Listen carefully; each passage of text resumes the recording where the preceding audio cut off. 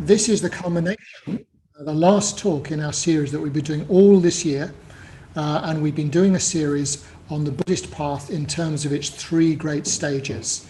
And the three great stages of the Buddhist path are first are the way you live your life, the ethics stage, and then the way you work on your mind, the meditation stage, and then finally the vision that you have of how everything works and how everything fits together. That's the wisdom stage. So that's quite an ambitious thing to try and do in one talk, isn't it? And I'm looking forward to Darsavini talking about wisdom in Buddhism. I think I'll just pass over to you like that. Is that okay?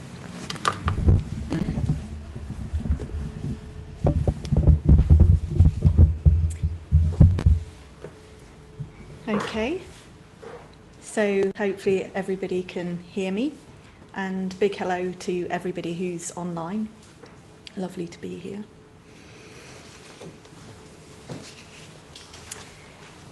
Yeah, so as Ratnaprabha said, this talk is the final one in a series of talks on what's called the three trainings, or the threefold way.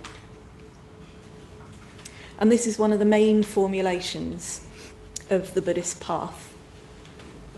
And it's found in all schools of Buddhism.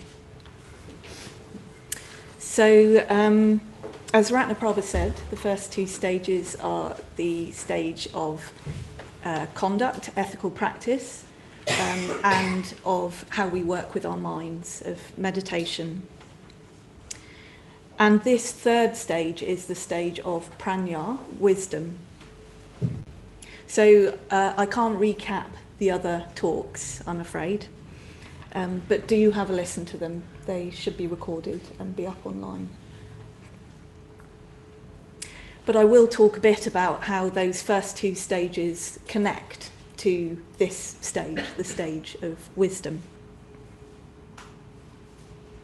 So I'm going to start with talking a bit about what wisdom is in Buddhism, then go on to how we train in wisdom. It's a training. And then talk a bit about how this stage connects to the other two stages. And I don't know if you saw, but there was a quote that I used in the title of this talk, and I will get to that quote somewhere along the way. So the quote was that we need to ascend with the conduct while descending with the view. And we need to practice both of those as a unity. And I think that quote really helps to explain how all of the stages of the path, the threefold path, come together, how they work together. And I'll also talk a little bit about faith and what faith is in Buddhism and how it connects to wisdom.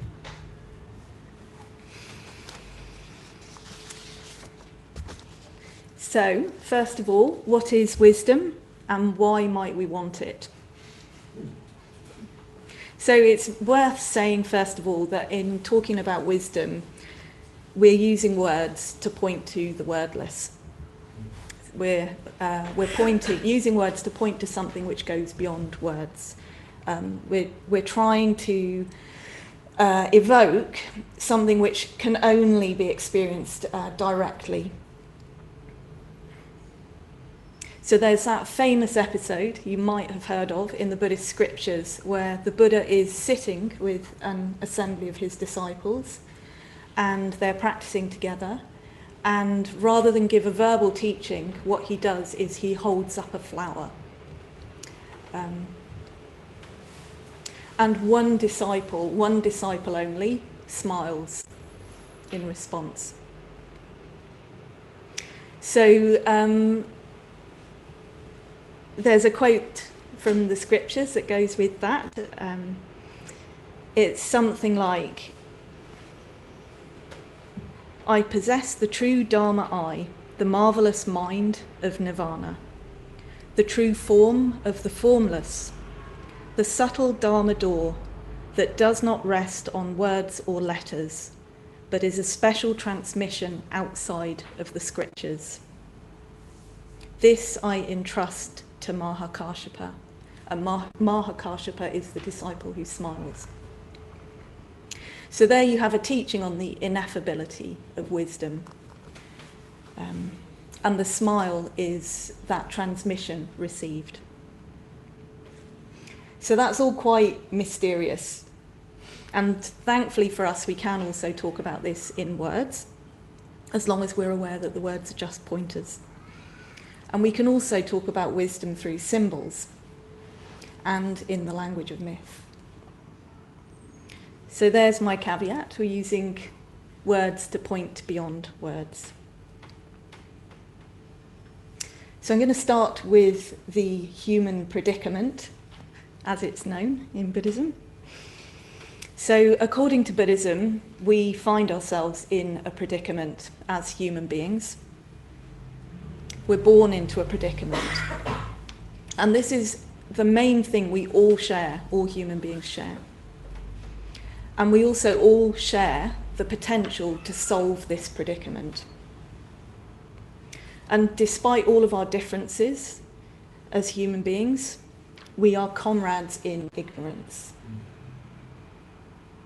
We are deluded as to the true nature of our experience, the nature of mind, the nature of awareness, and the real nature of the world that we find ourselves in. So some of us have lots of help and support in finding out how to be in the world. And some of us struggle along without much help at all. And either way, at this level of ignorance and the level of wisdom, we're all in the same boat. We're in the same basic predicament, and we all have the same work to do. So, using the language of vision, of clear seeing, as a sort of analogy for wisdom, Buddhism tells us that we have the potential to see clearly, to see our way out of this predicament.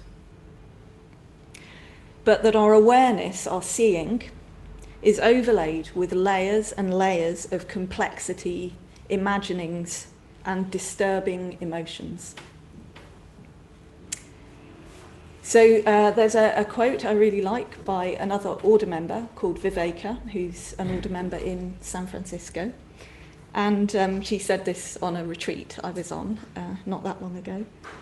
And she said, "The biggest distraction of all is from how things are." The biggest distraction of all is from how things are. So direct awareness of how things actually are, when it's most fully unfolded, is wisdom. So in a way, wisdom is nothing special. However, it's very, very far from our usual experience. Even when we're at our best, our most present and aware, there's a distance or an alienation or a cloudedness in our basic experience that's grounded in fundamental mistakes that we make, that seems like common sense, but these fundamental mistakes are not true to how things are. So this situation, this predicament, creates a constant friction for us, a painful or disturbing friction between how we imagine things to be and how they actually are, how they keep showing themselves to be if we would just look, if we dared to look, if we knew how to look. So the Buddha's insight, it's often talked about in this way in terms of clear seeing, looking, clear vision, and also in terms of wakefulness. The word Buddha is actually, it's not a name, it just means the awakened one who is awake. So a Buddha, the Buddha, is a human being who has understood reality directly, wholly, sees clearly how things are in their fullness, at the most profound depths, immediately, without resistance, without dilution, no blocking of any kind, no obstructions, no veils, and no confusion. And so, as well as this kind of clear seeing, wisdom manifests or expresses itself as qualities. So when we manage to start to see through these veils covering this basic direct awareness, qualities start to come forth in our experience. So the Buddha has exceeded ordinary humanness by developing all good qualities to their highest degree, and by destroying or pulling out the roots of ignorance. And when we start to gain wisdom through practice, we begin to access these qualities in ourselves.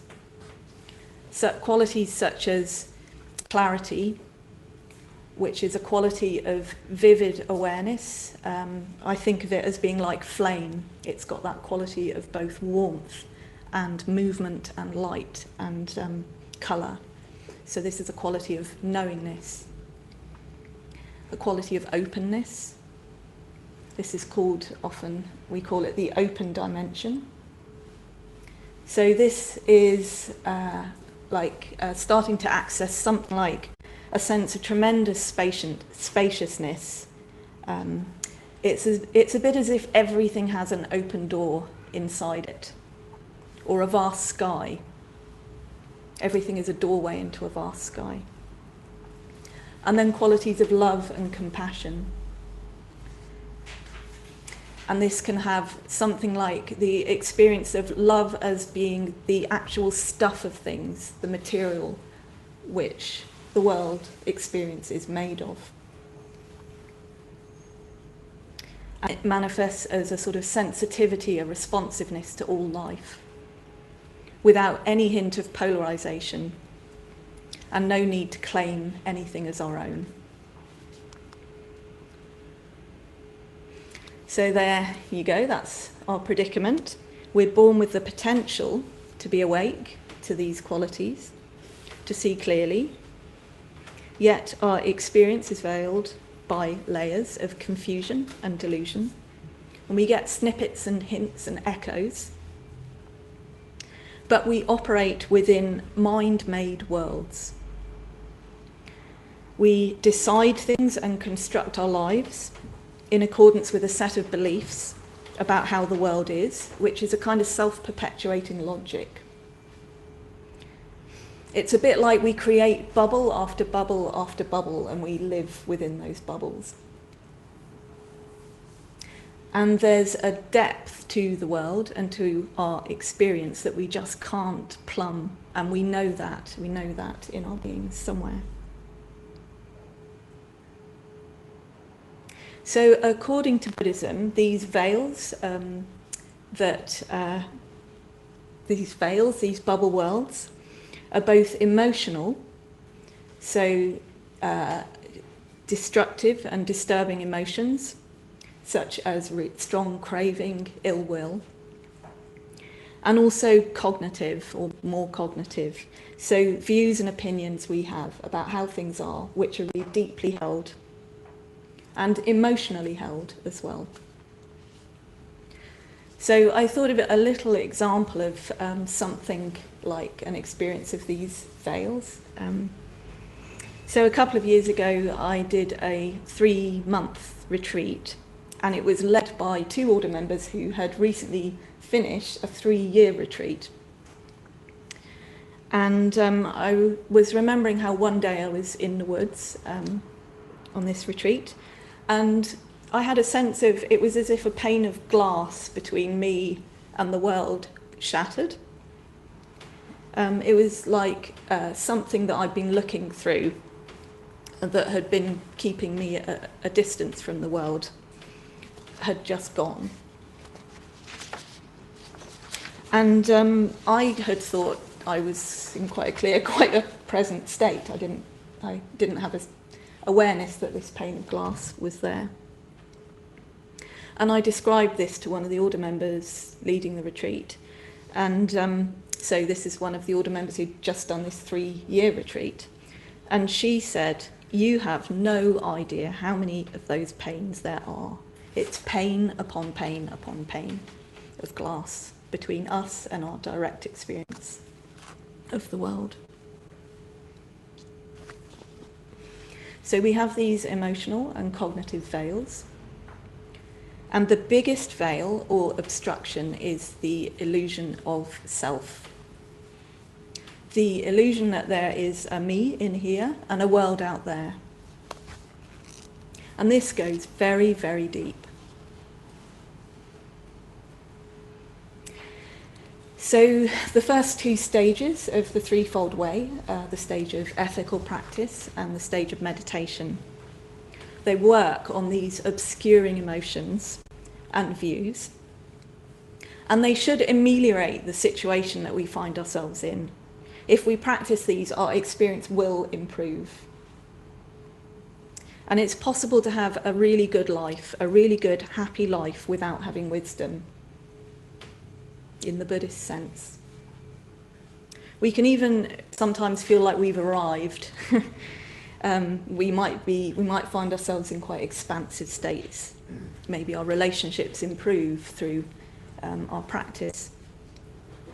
But there'll still be a ceiling to our experience, or depths that we aren't reaching, even if those veils become quite subtle.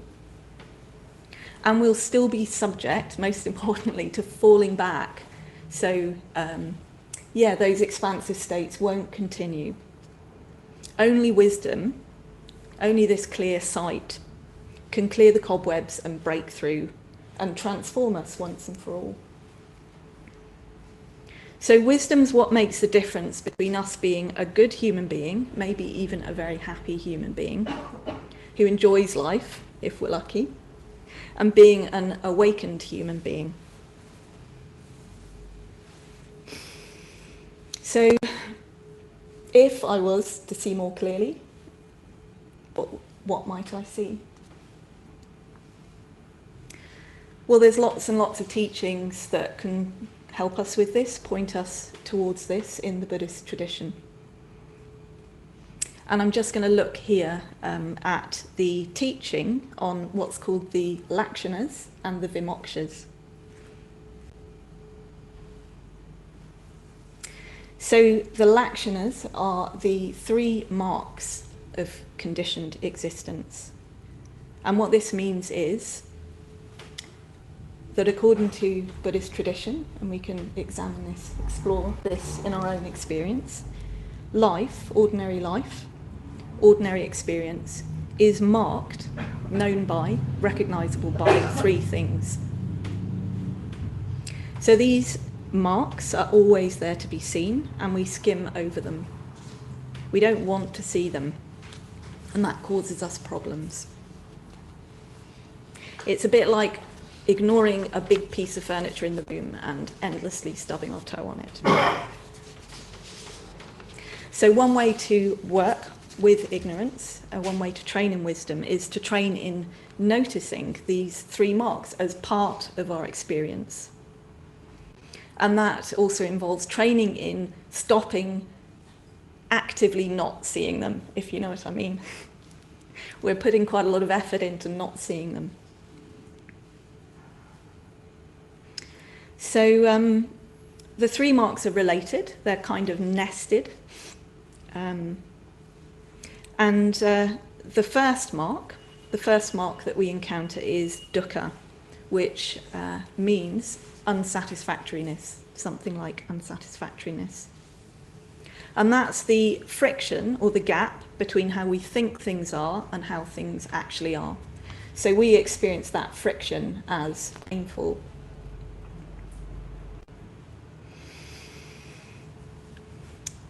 So ordinary experience is marked by this experience of recurring unsatisfactoriness because it can't provide the ultimate satisfaction that we seek. So sorrow and joy, gain and loss go hand in hand. And we know this, but again and again we get fooled. really seeing this mark of how we are looking for satisfaction in things that can't satisfy, can't fully satisfy, can be a gateway into the vimoksha, which is the vimoksha is a freedom known as the wishless. So this is one of the things that we can see if we practice with this mark. We can start to see the wishless. And the wishless is a freedom from the torment of craving and grasping, of ill will and aversion. That thing that we do where we're always pushing and pulling, squeezing and manipulating the world to try to get it to kind of produce what we want, what we feel we need. So the wishless isn't passivity or stuckness, it's dynamic, and yet it's also deep peace and stillness. It's the freedom that comes from having accessed a bottomless resource of plenty in our experience. So the second mark is the mark of impermanence or change or transformation. So we tend not to see, unless we really look, we tend not to see that everything is in a continuous process of coming into being and falling away. Nothing arrives and then stays. Everything is leaving while it arrives and arriving while it leaves. And we tend to focus on one end of this process. We tend to focus either on the having, getting, staying bit. So like the things we imagine coming in our future or the things we imagine we've got now. Or we'll focus on the other end of it, the losing, passing, ending bit. Things that we've lost, or things that we're afraid we're going to lose. But actually these two happen at the same time, at exactly the same time, at the same rate, coming and going, coming and going. It's like 2 feet walking together. And seeing this, staying with this in our experience, can become a gateway into the freedom known as the signless. So we start to see things in terms of flow, change, transformation. And at its sort of fuller, deeper levels, this experience, this clear seeing, in that clear seeing, labels and names and identities stop attaching to things and stop delineating and containing things. So things stay fully themselves, but they're also no longer separated from everything else and no longer static. And then lastly, the third mark that we might see, if we look, which is the hardest to see of all. So this mark is, to quote the Buddhist scriptures, that all things whatsoever are devoid of unchanging selfhood. So here we train in seeing that rather than there being this version of the world that we have, this consensus reality that there's a me in here and a world out there, that this is this kind of a dualism doesn't really exist. It's mind-made. It's something we're creating and recreating all the time. And then we build a world out of this. Collectively, we've all built a world out of that dualism. And that world, because once we built it, once it manifests, it's constantly reflecting this basic mistake back at us.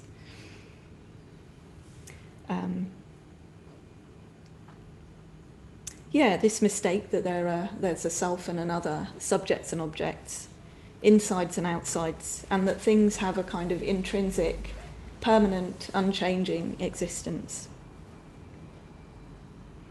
And seeing this mark of experience, is a gateway into the mysterious, ungraspable, open nature of things. So that's what Buddhism is pointing towards. And if we can start to step into that experience through training in wisdom, that's how we will start to embrace our full potential, according to Buddhism, as human beings.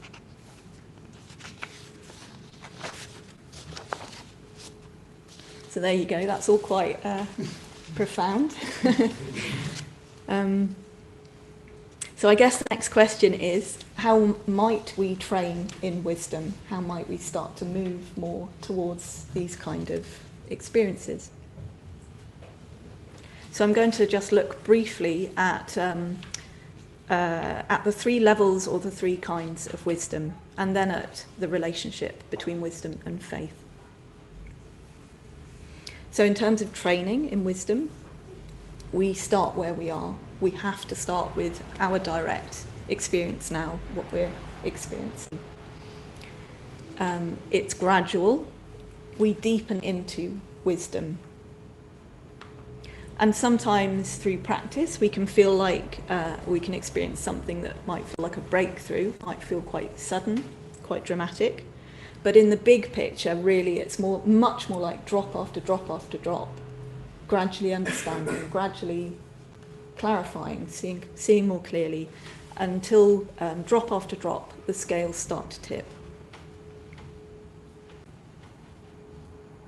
So the three levels of wisdom, which are how we train in wisdom, are firstly wisdom through hearing, listening, reading, learning from the wise. So this is where we just clarify what we're actually being told. Then secondly, wisdom through reflection. So we think things through, we reflect on our experience, we bring our own experience in relation to the teachings, we bring them directly in relation to the teachings, and we make the teaching our own. We look, how does this apply right here, right now? If I was going to practice this, how would I do it? And then we practice it, and we see what happens. And then the third level of wisdom is allowing that to go deep enough that it can actually transform us, really transform our experience.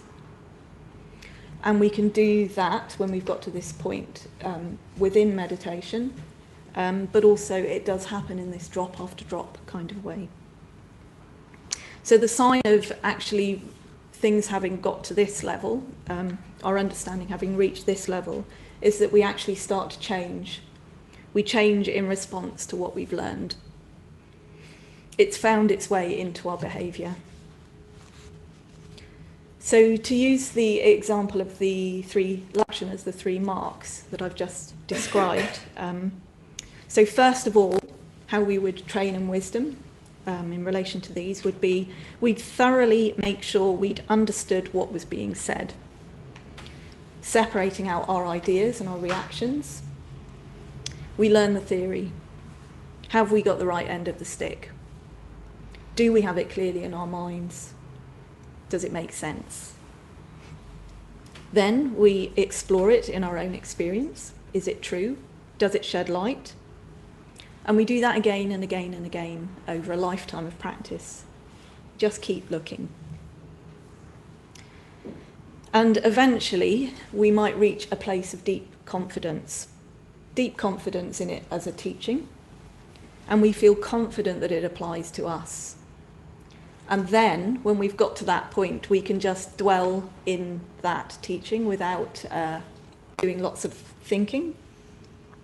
We dwell in it with a skillful and concentrated mind.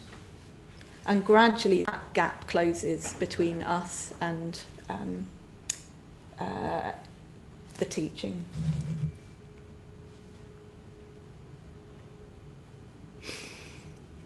So, just quickly, I'll just mention the relationship between faith and wisdom in Buddhism. So we train in wisdom by training in faith.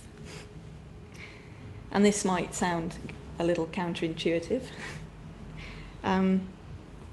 So in Buddhism, I'm using the word faith, but it's the usual translation for the word in Sanskrit is shraddha, which means to place the heart upon, something like that. So the word faith isn't a great fit for the word shraddha. Sometimes it's translated as confidence, trust. And so shraddha, faith, is one end of a thread, and wisdom, or prajna, is the other end. And so it's the same thread. If we can get hold of the thread at our end, we can follow it to wisdom.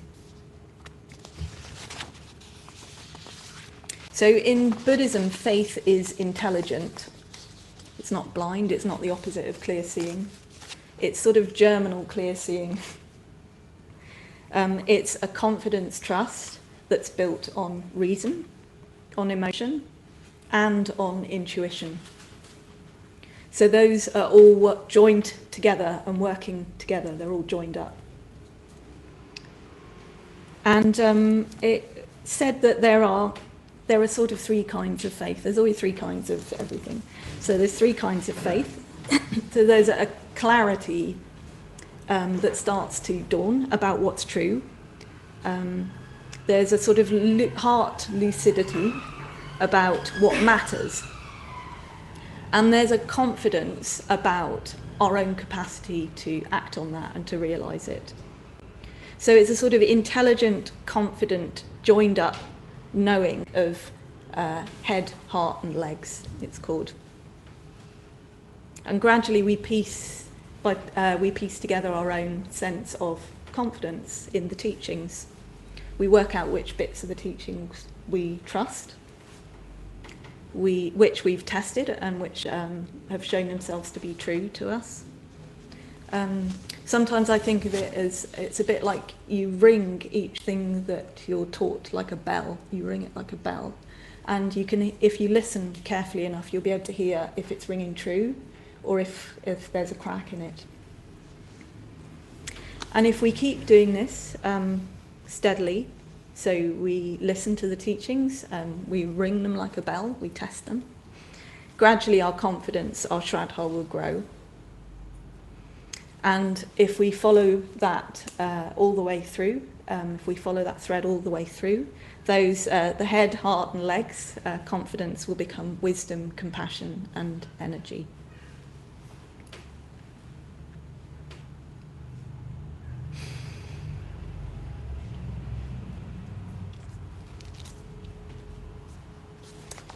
Okay, so just finish up by saying how these the three stages of the path, of which this talk on wisdom is the third, how these stages fit together. And finally I'll get to my quote. So the quote is from a very important Buddhist teacher called Padmasambhava. And the quote is, he says, "Ascend with the conduct while descending with the view. It's most important to practice these two as a unity." So yes, this is talking about how all of those three stages need to work together. It's also talking about how we can have a vision, we can see maybe something we want to move towards, but it needs to become transformation. So we need to embody the teachings. So I was thinking of this in relation to, the other day I was trying to mend my bike, and there's a bit that endlessly keeps undoing. And and I would try and screw it back together and it would get cross-threaded or it wouldn't kind of work quite. And the trick was I had to screw the two parts together at the same time in opposite directions. So it's a bit like I had to do one clockwise and the other counterclockwise at the same time. They had to screw together that way. And I was thinking that is a bit like what we need to do with the whole of the threefold way. We need to get the ethical practice and the meditation and the vision all kind of coming together, and it takes a bit of attention, a lot of attention, needs care, sensitivity, and you have to work at both ends of the practice of the path until they join together and hold. And if we don't quite do this, if we do one end and not the other, well, if we think we're trying to practice wisdom without taking care of our conduct and our meditation, it just means we're holding something intellectually. It's not a transformative practice. And we can end up a bit disembodied, a bit alienated even.